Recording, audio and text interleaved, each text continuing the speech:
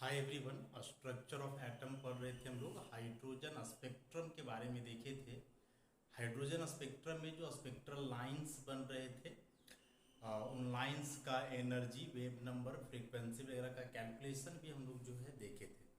उसी से रिलेटेड कुछ न्यूमेरिकल प्रॉब्लम्स अभी हम लोग करेंगे। हाइड्रोजन स्पेक्ट्रम से रिलेटेड सारे फॉर्मूलाज दिमाग में होने चाहिए। एनसीईआरटी के कुछ प्रॉब्लम्स हैं। एक्सरसाइज का क्वेश्चन नंबर 2.15 और क्वेश्चन है what is the maximum number of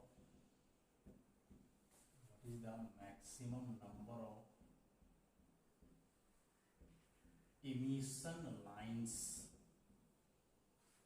What is the maximum number of emission lines when the excited electron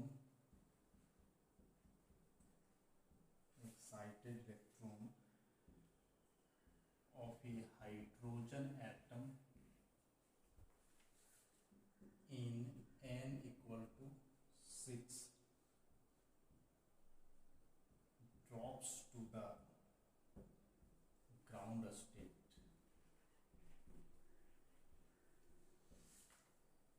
simple सा क्वेश्चन है। बोल रहा है कि हाइड्रोजन एटम में कोई इलेक्ट्रॉन जो है 6th ऑर्बिट में है और वह इलेक्ट्रॉन 6th ऑर्बिट से अपने ग्राउंड स्टेट में आता है।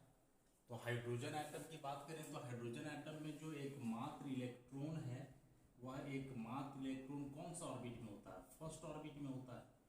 तो यदि वह इलेक्ट्रॉन ग्राउंड स्टेट में आ रहा है, इसका मतलब कि फर्स्ट सेल में आ रहा है या फिर फर्स्ट ऑर्बिट में आ रहा है। तो इसके लिए N2 हो जाना है 6, N1 हो जाना है 1। तो जब इलेक्ट्रॉन 6th से फर्स्ट ऑर्बिट में आएगा तो वही रेडिएशन इमिट करेगा ना। हायर टू लोअर ऑर्बिट आ रहा है, फिर उसको प्रिज्म से पास करवाओगे तो स्पेक्ट्रम बनेगा। तो बोल रहा है कि टोटल कितने स्पेक्ट्रल लाइंस बनने चाहिए। तो देखो, नंबर ऑफ स्पेक्ट्रल लाइंस के लिए नंबर ऑफ इमिशन लाइन या स्पेक्ट्रल लाइन, इमिशन लाइंस के लिए फॉर्मूला है N2 माइनस N1 प्लस 1/2। और इस फॉर्मूला पे पुट करके आप निकाल दोगे। इंपॉर्टेंट फॉर्मूला याद रखोगे इसको। तो दिया हुआ है N2 6 माइनस 1, N1 1 है, फिर 6 माइनस 1 प्लस 1/2 हो गया 5। ये तो माइनस 1 प्लस 1 खत्म, इंटू 6/2 3 बार में कट जाएगा तो आ जाएगा 15। तो ये टोटल 15 लाइंस बनेंगे। अब ये 15 लाइंस कैसे बनेंगे उसको देखो। इलेक्ट्रॉन है 6th में, मान लो यहाँ से ड्रॉप किया 5 में तो एक लाइन बनेगा, फिर 5 से आया 4 में, 4 से आया 3rd में, 3rd से आया 2nd में, 2nd से आया 1st में। ये सब इलेक्ट्रॉनिक ट्रांजिशन को बतला रहा है और ये सारे लाइंस हो गए इलेक्ट्रॉनिक ट्रांजिशन के अनुसार। समझ गए? तो क्वेश्चन जैसा कि बोल रहा है कि यदि हाइड्रोजन एटम में कोई इलेक्ट्रॉन 6th ऑर्बिट से ग्राउंड स्टेट में आता है तो कितने इमिशन लाइंस बनेंगे। तो नंबर ऑफ इमिशन लाइंस के लिए फॉर्मूला होता है N2 minus N1 plus 1/2। Formula से कैलकुलेट किए टोटल 15 लाइंस। ये 15 लाइंस कैसे बनेंगे वही यहाँ दिखला रहे हैं कि इलेक्ट्रॉन था 6th में, 6th से 5th ऑर्बिट में जाएगा, हाइयर टू लोअर, यहाँ से रेडिएशन इमिट करेगा, लाइन यहाँ भी बनेगा। 5th से 4th में गया, यहाँ एक लाइन, 4th से 3rd में गया, यहाँ ऐसे करके। कोई ज़रूरी नहीं कि इतने लाइंस बनेंगे, क्योंकि क्वेश्चन में बोल रहा है कि मैक्सिमम नंबर ऑफ लाइंस की अधिक से अधिक कितने बन सकते हैं, तो ये पॉसिबिलिटी दिखाया जा रहा है। अब मान लो कि इलेक्ट्रॉन 5 में था, अब 5 से फिर 4 में, 4 से फिर 3rd में, 2nd में, 1st में, फिर 4 में आ गया तो यहाँ से 3rd में, 2nd में, फिर 1st में, 3rd में आ गया तो 2nd, यहाँ से 1st आना, उसको फाइनली 1st ऑर्बिट में है, और जब 2nd में आ गया तो फाइनली 1st। तो यहाँ से 1 2 3 4 5 लाइंस बने, 1 2 3 4 lines, 1 2 3 lines, 2 line 1 lines. Total कितने हुए 5 + 4 + 3 + 2 + 1 15 लाइन्स। तो ऐसे टोटल 50 लाइन्स बनने की पॉसिबिलिटी है, संभावना है, यदि कोई इलेक्ट्रॉन हाइड्रोजन एटम में 6th ऑर्बिट से फर्स्ट में आता हो तब। ये मैक्सिमम पॉसिबल लाइन्स है, कोई ज़रूरी नहीं है कि इतना लाइन्स हमेशा बनेगा ही, कम भी बन सकता है इससे, लेकिन अधिक से अधिक बनेंगे तो इतने ही लाइन्स बनेंगे। तो ध्यान रखोगे ऐसे कोई भी क्वेश्चन आए जिसमें इलेक्ट्रॉनिक ट्रांजिशन दिया हुआ हो कि इलेक्ट्रॉन कहाँ से कहाँ जा रहा है, और यदि नंबर ऑफ इमिशन लाइन पूछे तो यही फॉर्मूला यूज करोगे, n2 - n1 n2 - n1 + 1/2।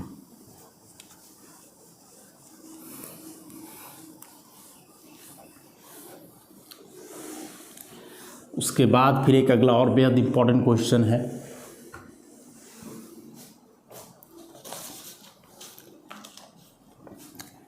NCERT का ही 2.17 बेहद important question.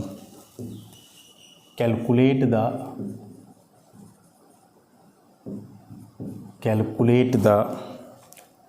Wave number for the longest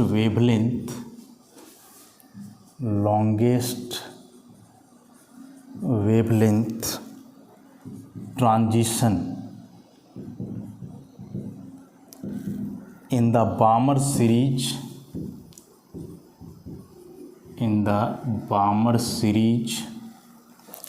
of atomic hydrogen। बड़ा सिंपल सा क्वेश्चन है। बोल रहा है कि जो हाइड्रोजन स्पेक्ट्रम है उसके लिए जो बामर सीरीज बनता है, मतलब जो स्पेक्ट्रल लाइन बामर सीरीज के अंतर्गत हैं, उसमें से जो लॉन्गेस्ट वेवलेंथ वाला ट्रांजिशन होगा उसका वेव नंबर निकालो। तो सबसे पहले तो जानना होगा कि ये बामर सीरीज है क्या। तो ऑलरेडी इसको हम लोग देख चुके हैं कि जब एक्साइटेड इलेक्ट्रॉन हाइयर ऑर्बिट से सेकेंड ऑर्बिट में आता है तब जो लाइंस बनते हैं वे बामर सीरीज के अंतर्गत होते हैं। मतलब बामर सीरीज में इलेक्ट्रॉनिक ट्रांजिशन होगा higher orbit to second orbit. तो इसके लिए एक डायग्राम हम लोग ऐसे दिखा सकते हैं। मान लो कि यह सेकेंड ऑर्बिट है, n = 2। इसके बाद हाइयर ऑर्बिट्स होंगे n = 3, n = 4, n = 5, ऐसे करके बहुत सारे ट्रांजिशन में लाइंस हाइयर ऑर्बिट टू ऐसे सेकेंड में आया, 5th से सेकेंड में आया, 4th से सेकेंड में आया, 3rd से सेकेंड में। इन सारे लाइंस के लिए n1 n2 लिखोगे तो इसके लिए n2 का वैल्यू हो जाएगा 3, n1 का वैल्यू हो जाएगा 2। तो इसके लिए लिखोगे तो n2 का वैल्यू 4, n1 का वैल्यू 2। वैसे इसके लिए लिखोगे n2 का वैल्यू 5, n1 का वैल्यू 2। मतलब n1 का वैल्यू सबके लिए सेम होगा ना, क्योंकि इलेक्ट्रॉन कोई भी ट्रांजिशन शो कर रहा है तो उसका जो फाइनल ग्राउंड स्टेट है वह सेकेंड ऑर्बिट है। तो n1 का वैल्यू यहाँ सबके लिए क्या रहना है, सेम रहना है। अब क्वेश्चन यहाँ ज़रा ध्यान से पढ़ोगे। बोल रहा है कि लॉन्गेस्ट वेवलेंथ वाला ट्रांजिशन होना चाहिए। ये सारे n के वैल्यूज हैं।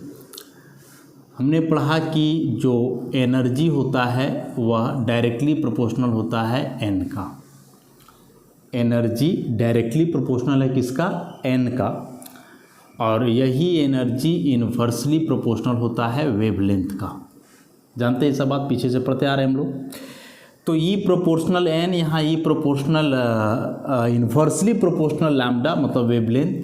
जब ये दोनों को मिलाओगे तो मिलाने के बाद क्या ऐसा लिख सकते हैं हम लोग कि lambda inversely proportional n,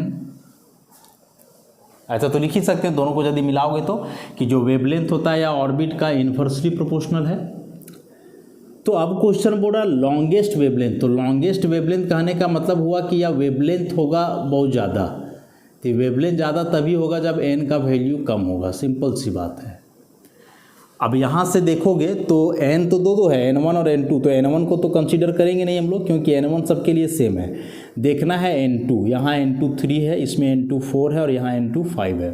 so according to question कि longest wavelength transition is that in which there is a minimum value of n। तो इन सब में देखोगे तो n के लिए सबसे कम वैल्यू कौन हुआ, ऑब्वियसली इस n2 इक्वल टू 3। तो यह जो ट्रांजिशन होगा जिसमें electron third orbit to second orbit आएगा, तो यही कहलाएगा longest wavelength transition. This is called longest wavelength transition.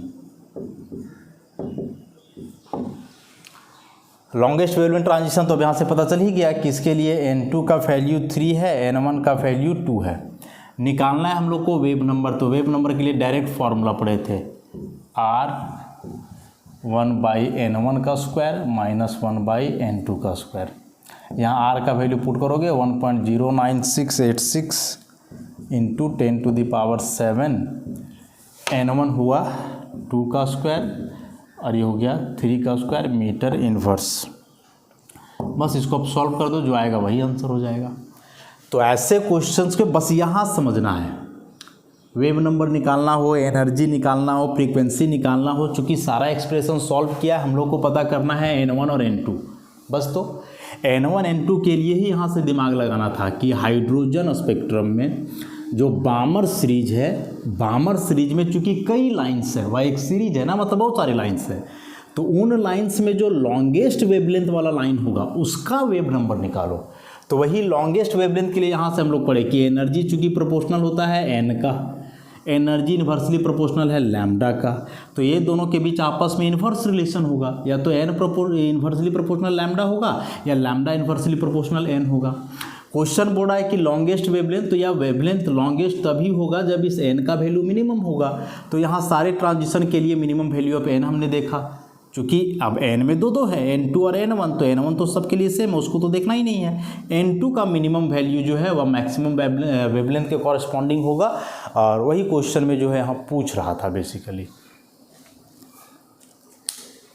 तो यह एक क्वेश्चन हो गया। ऐसे कोई भी क्वेश्चन आ सकता है, यहाँ बामर सीरीज दिया हो सकता है, पास्टन सीरीज आ जाए, लाइमन सीरीज आ जाए, और यहाँ वेव नंबर पूछा हो सकता है, एनर्जी पूछे, फ्रीक्वेंसी पूछे, मतलब इस टाइप का क्वेश्चन दिमाग में फिट कर ही लो, कोई एग्जाम में आना ही है, डेफिनेटली एग्जाम में आना है इस टाइप के क्वेश्चंस।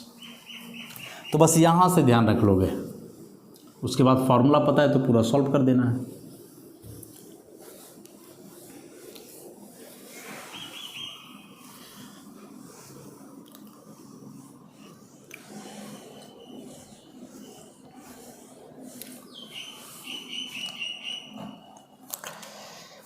नेक्स्ट क्वेश्चन एनसीईआरटी का ही एक और important question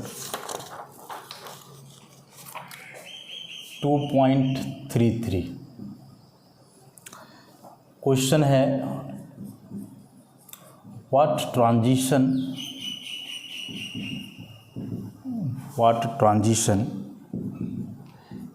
in the hydrogen spectrum,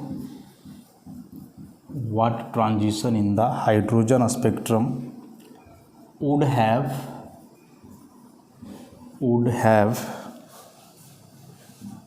the same wavelength, would have the same wavelength as the Balmer transition n equal to 4 to n equal to 2 of He plus spectrum. यहाँ भी question में ही दम है, बस question को ही ध्यान से समझना है हम लोग को। What transition in the hydrogen spectrum would have the same wavelength as the Balmer transition n equal to 4 to n equal to 2 of helium plus spectrum. सबसे पहले दो स्पेक्ट्रम यहाँ है, एक हाइड्रोजन स्पेक्ट्रम और दूसरा He प्लस स्पेक्ट्रम। ऐसा question में बोल रहा है कि जो He प्लस स्पेक्ट्रम है इसमें एक बामर ट्रांजिशन हो रहा है, और बामर ट्रांजिशन हो रहा है कहाँ से कहाँ, तो 4 से 2, तो n1 बराबर 4 हो गया, सॉरी n1 बराबर 2 और n2 बराबर 4। हाइयर वैल्यू n2 होता है, लोअर वैल्यू n1। तो बोल रहा है कि हीलियम प्लस में जो बामर ट्रांजिशन हो रहा है n बराबर 4 से n बराबर 2, मतलब हुआ कि इलेक्ट्रॉन फोर्थ ऑर्बिट में है, वह फोर्थ से आ रहा है सेकेंड में, हाइयर टू लोअर ऑर्बिट आ रहा है, तो रेडिएशन इमिट करेगा, और रेडिएशन इमिट करेगा तो इसका कोई ना कोई वेवलेंथ होगा, लैम्डा कोई ना कोई वेवलेंथ होगा इसका। तो बोल रहा है कि यदि हाइड्रोजन स्पेक्ट्रम में भी ऐसा ही ट्रांजिशन हो, और जो भी ट्रांजिशन हो उसका वेवलेंथ वही होगा जो यहाँ है, मतलब कि हीलियम प्लस स्पेक्ट्रम में इलेक्ट्रॉनिक ट्रांजिशन हुआ ना फोर्थ ऑर्बिट से सेकेंड ऑर्बिट में, तो ऐसे फोर्थ से सेकेंड में आएगा हाइयर टू लोअर, तो रेडिएशन तो इमिट करेगा ही, और इस रेडिएशन का कोई ना कोई वेवलेंथ होगा, जाहिर सी बात है। तो बोल रहा है कि यदि हाइड्रोजन स्पेक्ट्रम में भी यही वेवलेंथ का रेडिएशन होना हो तो फिर इलेक्ट्रॉन कहाँ से कहाँ जाएगा, इलेक्ट्रॉनिक ट्रांजिशन पता करना है। तो देखो हाइड्रोजन स्पेक्ट्रम में इलेक्ट्रॉन कहाँ से कहाँ जाएगा, तो चूंकि हाइड्रोजन एटम के लिए जो है या ग्राउंड स्टेट है 1, तो इससे एक अंदाज़ा तो हम लोग को लग सकता है कि इलेक्ट्रॉन फर्स्ट ऑर्बिट में आएगा, मतलब कि n1 का वैल्यू यहाँ 1 होना चाहिए। तो n2 क्या होगा यही हम लोग को फाइंड आउट करना है कि हाइड्रोजन स्पेक्ट्रम में इलेक्ट्रॉन कहाँ से फर्स्ट ऑर्बिट में आएगा, ताकि वही वेवलेंथ का रेडिएशन इमिट हो जो कि वहाँ हीलियम प्लस स्पेक्ट्रम के लिए हो रहा है। तो बेसिकली हम लोग को n2 कैलकुलेट करना है इस हाइड्रोजन स्पेक्ट्रम के लिए, बस एक चीज़ दिया हुआ है कि दोनों ट्रांजिशन का वेवलेंथ क्या होना है, सेम। तो देखो वेव नंबर का फॉर्मूला पढ़ा हमने, Z² इंटू R 1/n1 का स्क्वायर माइनस 1/n2 का स्क्वायर, पूरा Z यहाँ था, हाइड्रोजन को ये करके हम लोग इसको हटाए थे। यहाँ वेवलेंथ की बात करा इसने, तो हम लोग इस वेव नंबर को वेवलेंथ के टर्म में लिखें 1/λ। तो जब इसको लिखोगे तो 1/λ Z, तो हाइड्रोजन एटम के लिए जो एटॉमिक नंबर है वो तो 1 हो जाएगा, तो 1 का स्क्वायर यहाँ R 1/n1 का स्क्वायर माइनस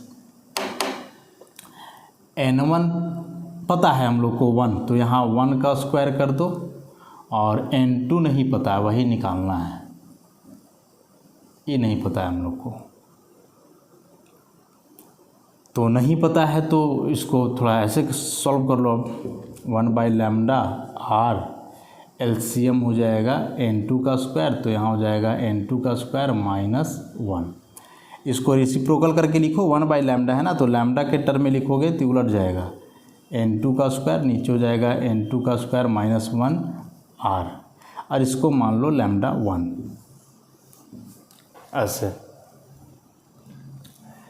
और वही काम उधर के लिए करो, हीलियम स्पेक्ट्रम के लिए, तो वही काम यदि इधर के लिए करोगे तो यही फार्मूला लगाना होगा, 1/λ equal to Z² into R 1/n1 का स्क्वायर माइनस 1/n2 का स्क्वायर। चूँकि हीलियम है ना, तो हीलियम का एटॉमिक नंबर 2 होता है Z, तो हो जाएगा 2 का स्क्वायर इंटू R, n1 दिया हुआ है 2 का स्क्वायर, n2 हो जाएगा 4 का स्क्वायर, तो ये हुआ 4R, एलसीएम यहाँ 1/4 माइनस 1/16 हो जाएगा, तो 4 और 16 का एलसीएम लोगे तो 60, तो यहाँ 4 माइनस 1, और ये हुआ 4R, तो ये 4R इंटू 3/16, तो ये हो जाएगा 3R/4, लेकिन ये 1/λ है, जब लैम्डा लिखोगे तो उलट जाएगा 4/3R ऐसा हो जाएगा, तो इसको मान लो λ2। अब क्वेश्चन के अनुसार बोल रहा है कि ये जो दोनों वेवलेंथ होंगे वे इक्वल होंगे, सेम वेवलेंथ ऐसा, तो according to question λ1 should be equal to λ2, तो λ1 यहाँ है n2 का square minus 1R equal to 4/3R, R cancel हो जाएगा, क्रॉस मल्टीप्लाई करो तो इधर हो जाना है 3n2 का स्क्वायर, इधर 4n2 का स्क्वायर माइनस 4, इसको उधर ले जाओ, इसको इधर ले आओ, तो ये 4 इक्वल टू हो जाएगा 4n2 का स्क्वायर माइनस 3n2 का स्क्वायर, तो ये ओवरऑल हो जाएगा n2 का स्क्वायर और यहाँ बचेगा 4, तो यहाँ से जब n2 निकालोगे तो इधर स्क्वायर रूट 4, तो N2 बराबर +-2, मतलब हम लोग पॉजिटिव वैल्यू लेकर के चलेंगे तो N2 बराबर 2। तो इसका मतलब क्या हुआ कि जब हाइड्रोजन स्पेक्ट्रम में कोई इलेक्ट्रॉन सेकेंड ऑर्बिट से फर्स्ट ऑर्बिट में आएगा तब जो रेडिएशन इमिट होगा उसका वेवलेंथ वही होगा जो हीलियम स्पेक्ट्रम में फोर्थ से सेकेंड में आने पे रेडिएशन इमिट हो रहा है उसके वेवलेंथ में। ये क्वेश्चन पूछ रहा था कि ये दो अलग अलग स्पेक्ट्रम हैं, एक का जानकारी पूरा दिया हुआ था कि इसमें इलेक्ट्रॉन फोर्थ टू सेकेंड आ रहा है, तो जो रेडिएशन इमिट करा उसमें जो उसका वेवलेंथ होगा, कुछ भी हो वेवलेंथ, एक पर्टिकुलर वैल्यू होगा, तो वही वेवलेंथ का रेडिएशन इमिट करने के लिए हाइड्रोजन में इलेक्ट्रॉन का ट्रांजिशन क्या होगा, तो क्या होगा मतलब कहाँ से कहाँ आएगा, तो लोअर वैल्यू N1 हम लोग मान लिए हैं, इसका ग्राउंड स्टेट N2 कैलकुलेट करना था, तो ऐसे ही कैलकुलेट करेंगे इसको। तो इससे स्पष्ट हो गया कि हाइड्रोजन एटम में electron second to first orbit आएगा तब जो रेडिएशन इमिट होगा उसका वेवलेंथ बराबर होगा उस हीलियम प्लस वाले जो इलेक्ट्रॉनिक ट्रांजिशन है उसका।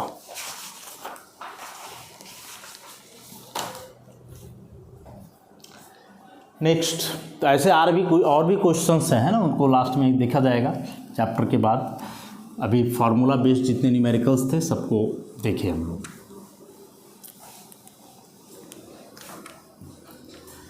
अब एक अगला टॉपिक जो इसमें है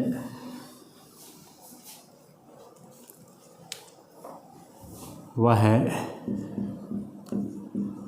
आयोनाइजेशन एनर्जी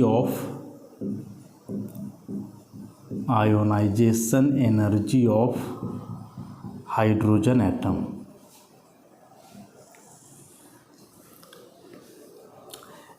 यह भी एक इम्पॉर्टेंट टॉपिक है। आयोनाइजेशन एनर्जी क्या है समझोगे, तो ionisation energy is the amount of energy needed to remove an electron या to remove an outermost electron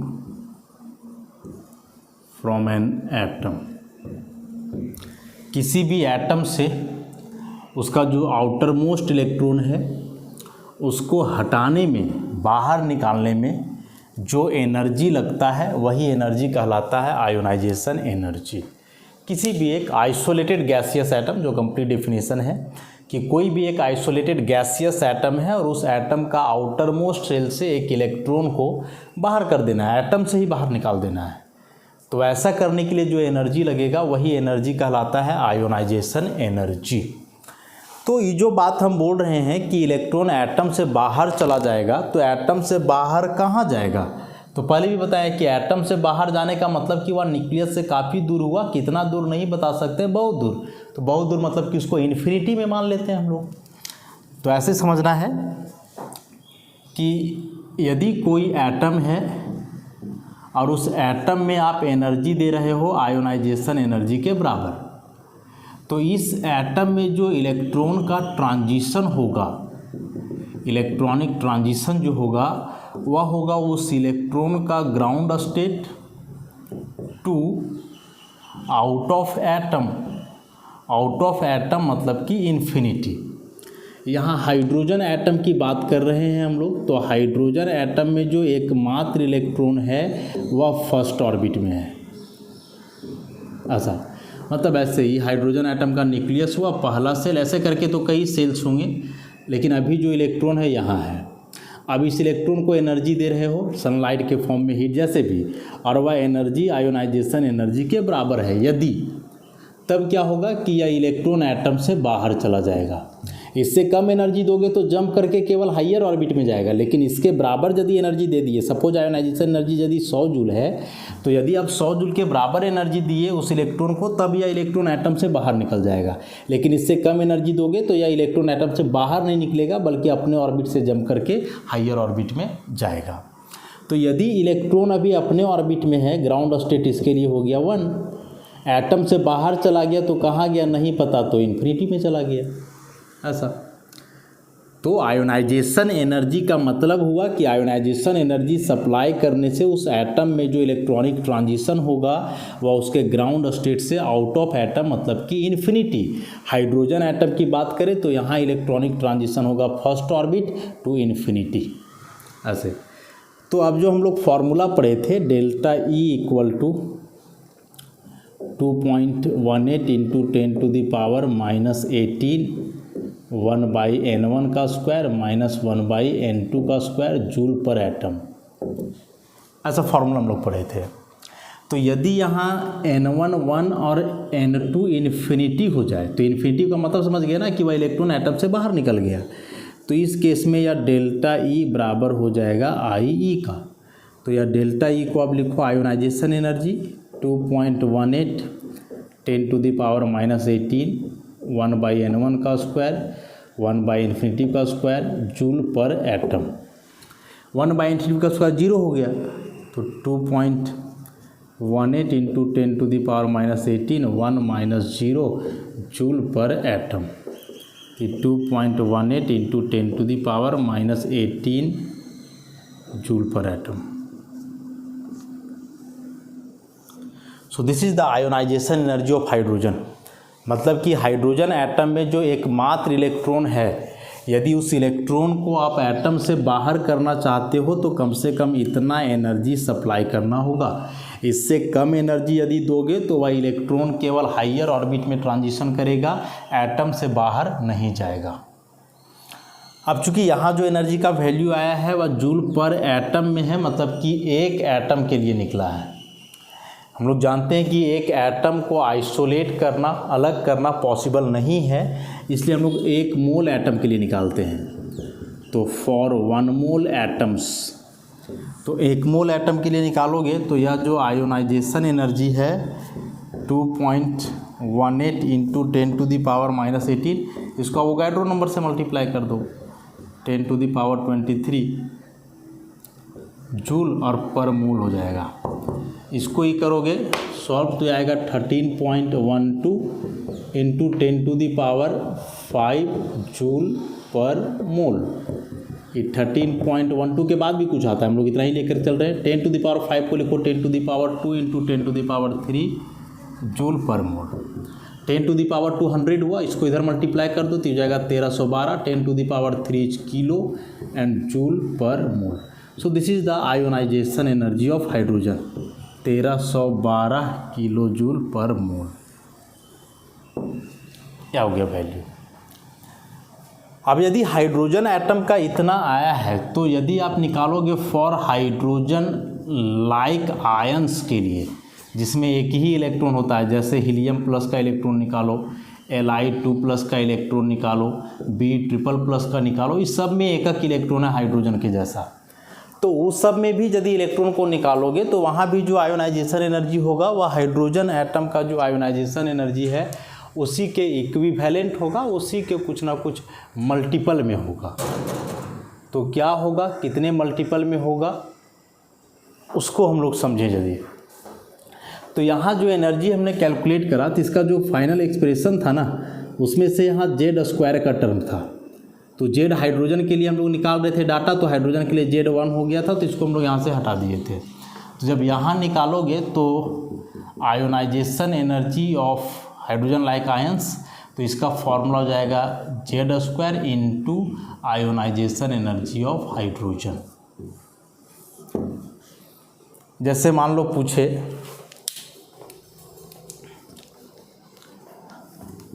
ये तो समझ गए ना कैसे कैलकुलेट किए हम लोग। बस इतना याद रखोगे कि आयोनाइजेशन एनर्जी के बराबर यदि एनर्जी मिले किसी इलेक्ट्रॉन या एटम में तो जो इलेक्ट्रॉनिक ट्रांजिशन होगा वह उस इलेक्ट्रॉन के ग्राउंड स्टेट से इन्फिनिटी में होगा। इतना याद रख लेना। तो जैसे आएगा कि आयोनाइजेशन एनर्जी ऑफ Li2+ क्या होगा, ऐसा क्वेश्चन। तो आयोनाइजेशन एनर्जी ऑफ Li2+, तो यही फॉर्मूला लगाएंगे Z² into ionization energy of hydrogen. तो Z² तो लिथियम का जो Z है मतलब कि एटॉमिक नंबर वह 3 है, तो जाएगा 3 का square into ionization energy of hydrogen. तो पर मोल में यदि निकालोगे तो ये वाला वैल्यू लेकर के चलो 1312 किलो जूल पर मोल। तो 9 इंटू 1312 किलो जूल पर मोल। इसको सॉल्व कर दूँ,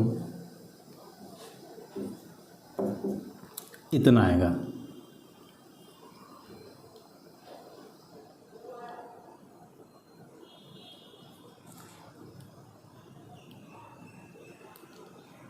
ऐसे तो यह होगा आयोनाइजेशन एनर्जी किसका, Li2+ का।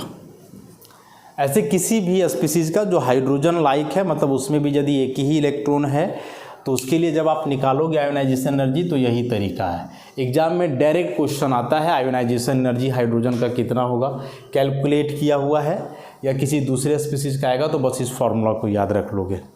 और आयोनाइजेशन एनर्जी है क्या, ये भी हम लोग समझ गए। चूँकि पूरा बोर्स एटॉमिक थ्योरी में जितना भी कैलकुलेशन किया गया है, चाहे वह इलेक्ट्रॉन का एनर्जी हो, ऑर्बिट का रेडियस हो या वेलोसिटी हो इलेक्ट्रॉन का, वह सब हाइड्रोजन या हाइड्रोजन लाइक स्पीसीज के लिए किया गया है। हाइड्रोजन या हाइड्रोजन लाइक स्पीसीज कहने का मतलब कि जिसमें एक ही इलेक्ट्रॉन हो। पूरा हाइड्रोजन स्पेक्ट्रम जो हम लोग पढ़े वह भी वही है, यूनी इलेक्ट्रॉन स्पीसीज के लिए है। तो न्यूमेरिकल भी आएगा तो उसी से रिलेटेड कुछ आएगा, यूनी इलेक्ट्रॉन स्पीसीज के लिए ही आएगा। तो फिर इस फॉर्मूला पे आसानी से उसको जो है आप सॉल्व कर दोगे। तो आज के लिए इतना ही, आगे इस चैप्टर को हम लोग बढ़ाएंगे नेक्स्ट लेक्चर से। धन्यवाद।